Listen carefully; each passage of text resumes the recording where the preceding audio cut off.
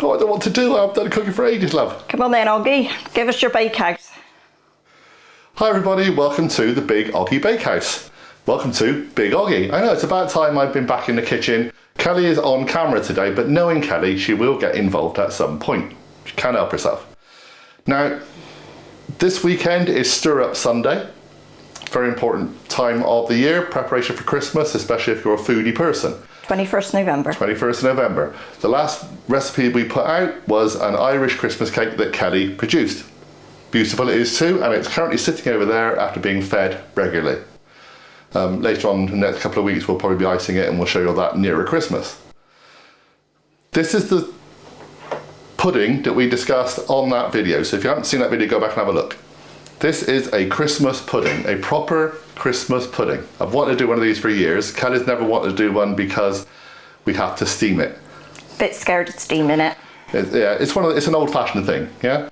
So if you don't know much about us, we used to live in Bristol. We used to live between Bristol and Bath. And there's a fantastic bakery in Bath called the Bertinet Kitchen and the Bertinet Bakery. Richard Bertinet is French, I believe, but he's been living in Bath for many, many years, and it's just a fantastic place to go and enjoy beautiful pastries. Beautiful pastries and amazing bread. They've also got a cookery school, which I'd like to go and take part on at some point when we've got enough money to afford it. We used to go to their shop a lot. We used to buy lots of things, and at Christmas I always saw the puddings, but we could never afford one. They were very expensive, but they were expensive because they came in their own basins. Yeah, I'm trying to find our basin, can't find it. Our basin's just here. Oh, it's over on the front, you can't see it. So yeah, because it had a basin, it cost more money. You know, champagne lifestyle, lemonade pockets. Okay, so now we've moved down here, we've kind of got in touch with Richard Bertinet from time to time, or certainly from his website. We bought bits and pieces, we've had a go at some of the baking bread. And we actually gave away one of the good books, didn't we? We gave away one of the Richard Bertinet's books, which is fantastic. And their newsletter came through last week, and basically in it was the Richard Bertinet Christmas pudding. Gotta do it. So Kelly's going to read out the ingredients, because there are a lot of ingredients, and we've discussed this with Kelly earlier just off camera. It's a bit like a curry. You have to have a lot of different things, but once you've got them, it's dead easy. So Kelly's going to read them all out, and I'm going to show you all the ingredients. Okay, so first of all it says that the puddings should be made at least 3 weeks before Christmas. We're doing that. But you can leave them to mature for a year or more. Yep. This recipe will make enough for a 2 pint pudding. Yeah, before we start, we are hoping we have a 2 pint pudding basin. It holds 2 pints. We'll give it a go. But we'll see. So, ingredients wise, you will need 100 grams of currants, 200 grams of seedless raisins, 200 grams of sultanas, 60 grams of mixed chopped candied peel, 60 grams of glacé cherries, 90 grams of blanched almonds sliced into slivers. We didn't get sliced almonds, we got chopped almonds, and they'll do. Half a medium-sized cooking apple, peeled, cored and coarsely chopped. Half a small carrot, peeled and grated. The zest and the juice of half an orange. The zest and the juice of half a lemon. 115 grams of finely chopped suet. 115 grams of plain flour. 60 grams of white bread or brioche crumbs.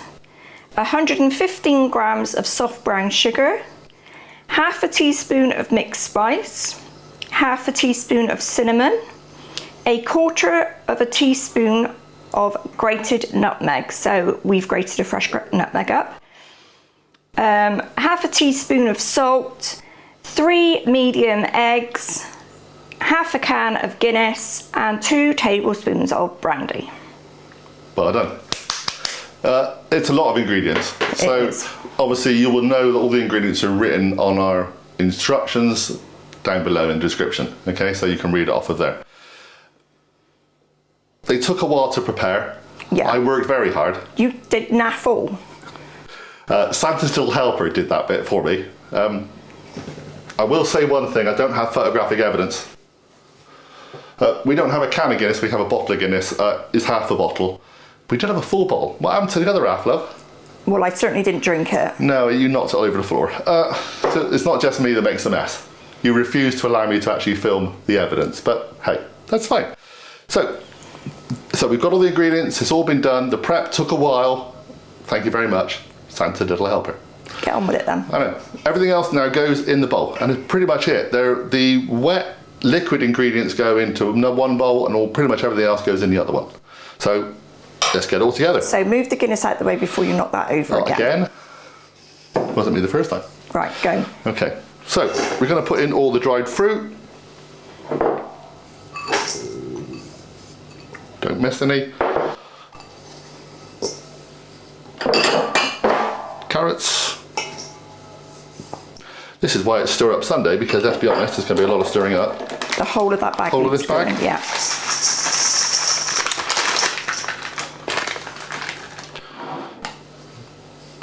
Breadcrumbs to lighten it.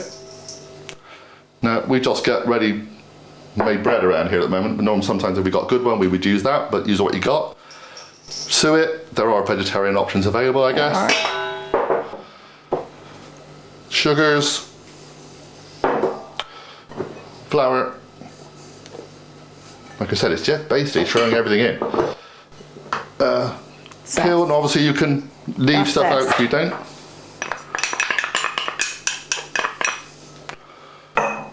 What else we got? Oh, some more. Sultanas. More of the dried fruit. As they said in Jaws, lovely film, we're going to need a bigger boat, love. All right, certainly a bigger bowl. Apple.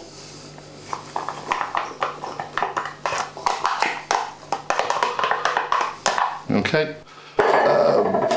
Cherries and peel. Mixed peel. You're going for whole cherries, are you?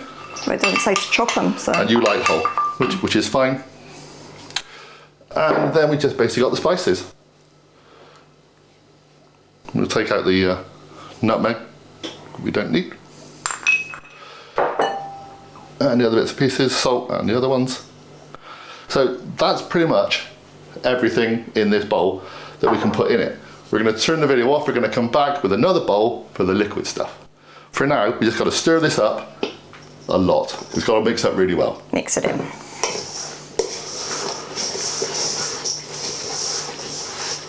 Ready? Yep. Part 2. Okay, so we're on the wet ingredients now.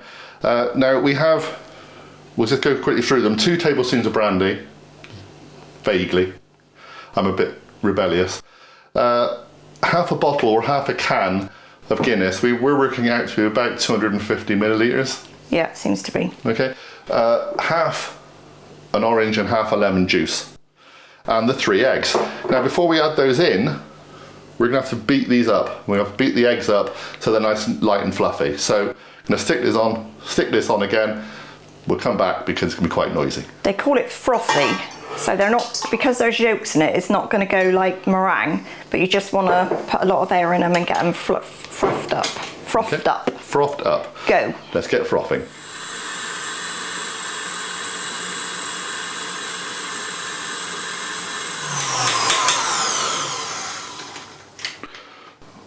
Okay, so that is now light and frothy. It does look a bit meringue-like. I know it's not massive peaks, but it's certainly got a lot of air in it now.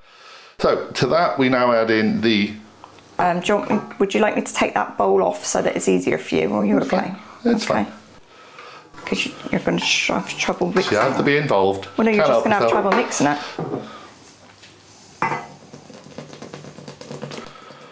Oh, I could have done so much like with custard. that other half of... I know, I could have done so much with the other half of that. Right. Now obviously you can probably use any kind of spirit. You know, when you got to look at supermarkets nowadays and see what things are being used in puddings, but this is what we're doing today. We're using the recipe we've been told. Oh, a bit more. Oh dear. Right.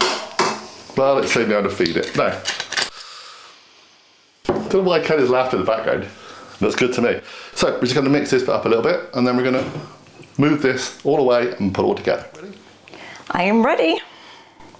Part 3. Now, here's all our dry ingredients all mixed up very well.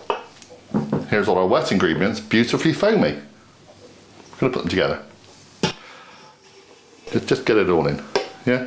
Let's not mess around here. You're right with your wooden spoon, or would you like a spatula? I think the spatula might be useful just to get every little bit out.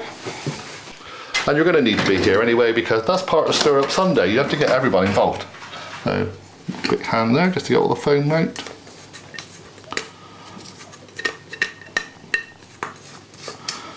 Bear with.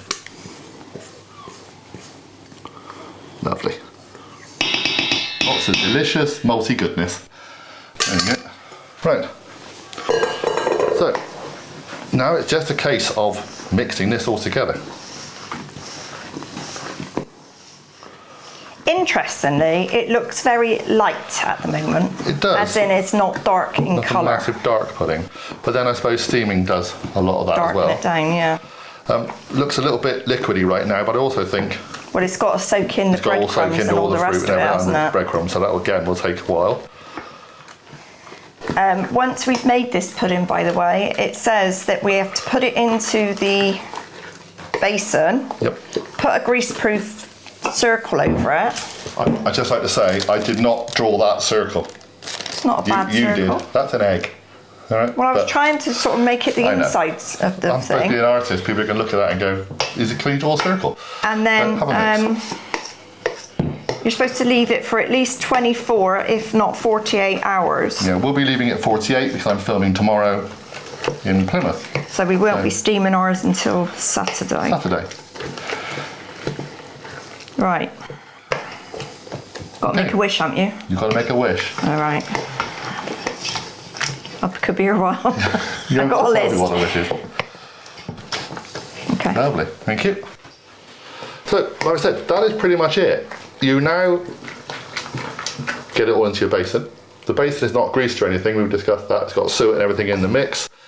Once you've spooned everything into the basin, put the little lid on it. We've also got another lid as well because our pudding basin's got a fancy lid on it. And then we're going to put it in the fridge and it'll just kind of all mingle, I guess, really. Yeah. All amalgamate together for a couple of days and then it'll be lovely. And we will come back and show you how to steam. Okay? See you later. soon. See you in 2 days. Bye. 2 days.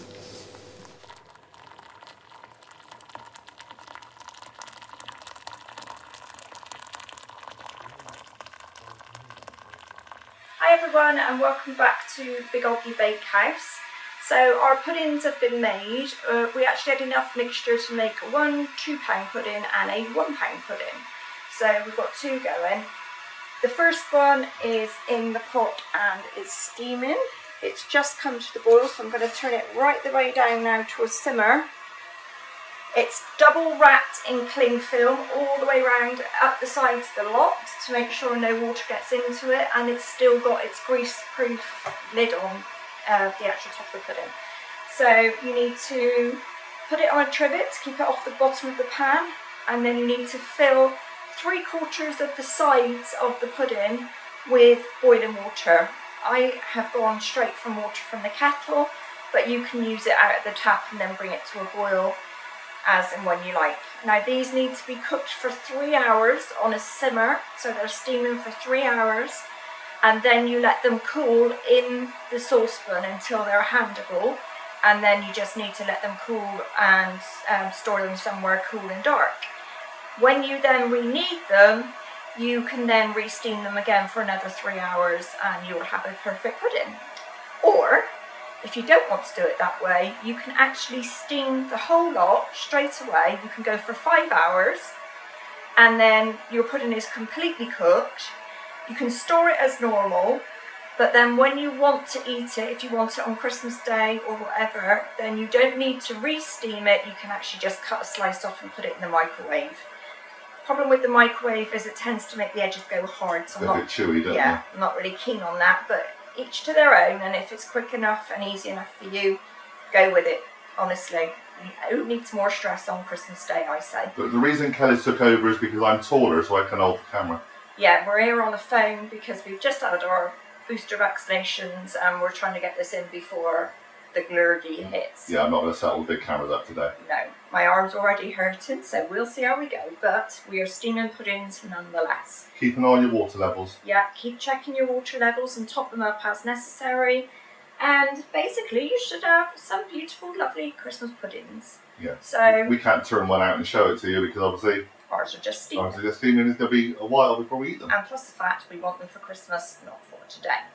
So I wish you all a very happy Stir Up Sunday. I hope that the channel is giving you some good recipes for your Christmas cake and now your Christmas puddings. And a bit nearer to the time, we will turn one out and we'll show you how to flame a pudding.